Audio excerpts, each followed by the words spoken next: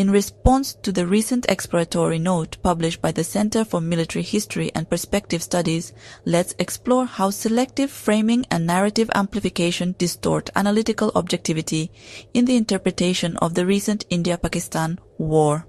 The study concedes that inconsistent reporting makes independent verification extremely difficult. Yet, instead of maintaining analytical caution, it frequently moves from evidentiary ambiguity to firm conclusions, reflecting the Indian narrative.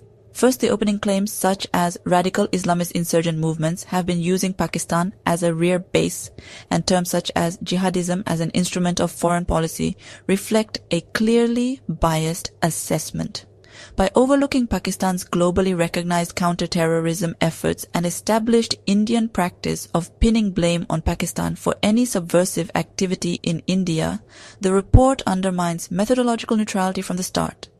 Second, the report embeds Indian strategic assumptions. By adopting New Delhi's threat perceptions and political narratives as baseline premises, the study effectively predetermines its conclusions, limiting the scope for neutral assessment of Pakistan's perspective. Third, India is consistently framed as resolute, forceful, and a giant in the making, while Pakistan is portrayed primarily through constraints and vulnerabilities. This asymmetry reveals a structural narrative bias that shapes interpretation more than evidence, despite of the fact that Pakistan has been subjected to Indian attacks twice in the last few years. Fourth, this report also fails to mention the massive propaganda and fake news reporting of the Indian media. Extensive use of exaggerated reporting, recycled or doctored visuals, and speculative narratives created a distorted information environment. Fifth, the report states that Pakistani authorities requested a ceasefire and that India accepted because its political objectives were achieved.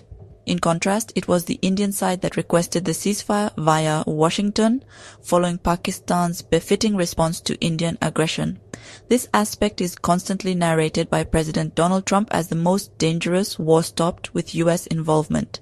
The conflict's most risky distortion is not a single false claim. It is the conversion of partial visibility into strategic certainty.